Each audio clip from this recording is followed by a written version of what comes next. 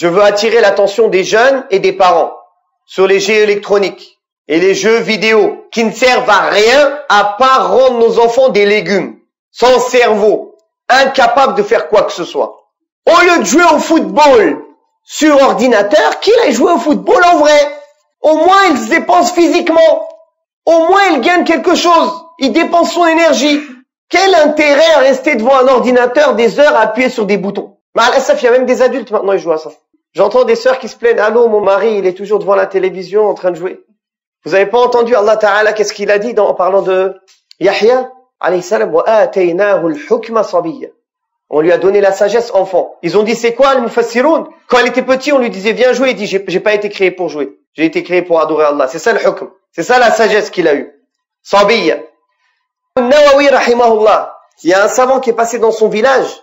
Il a vu tous les enfants en train de jouer. Il a vu un enfant, il est à l'écart, tout seul. Il joue pas. Il a été le voir. Il lui a dit, pourquoi tu joues pas avec les autres enfants? Il a dit, Wallah, j'ai pas été créé pour jouer. Je préfère apprendre le Coran ou la Kada. Je sais plus quelle phrase exactement il a dit, mais une phrase dans ce sens-là. Il l'a pris, il a dit, montre-moi tes parents.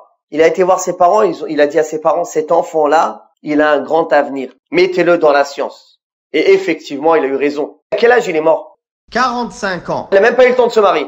Et regardez ses livres jusqu'à maintenant, on en profite. Al-Arba'in, Riyad Salihin, Al-Majmou', la science du hadith, la science dans le fiqh. Le fiqh shafi'i, en gros, c'est une des références. Comment? C'est parce que c'était, alhamdoulilah, dès tout petit, ils l'ont utilisé dans ça.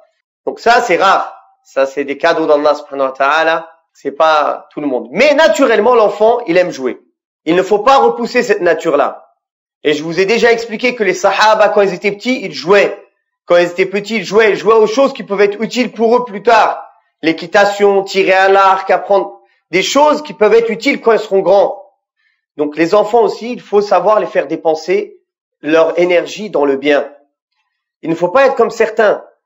Ils les enferment complètement jusqu'au point que quand il est adulte, quand il est pubère, ça y est, il veut rattraper son enfance. C'est maintenant qu'il joue.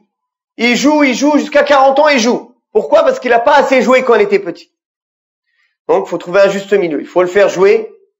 Il faut le laisser se dépenser, mais dans quelque chose d'utile. Dans quelque chose qui n'est pas nuisible pour lui. Au contraire, qui est bénéfique pour lui. Donc, les jeux physiques, dans lesquels il développe son physique, surtout pour les hommes. Les jeux intellectuels ou éducatifs, dans lesquels il apprend que ce soit à compter, ou à avoir un bon langage, ou bien à apprendre des choses dans la culture générale, ou même dans l'islam. Maintenant, il y a même des jeux où tu apprends, machallah, des choses dans l'islam. Ou même d'autres choses dans la vie de tous les jours. Ceux qui pourraient lui être utiles. Dans l'histoire, dans la géographie, dans quoi que ce soit qui peut être utile pour lui.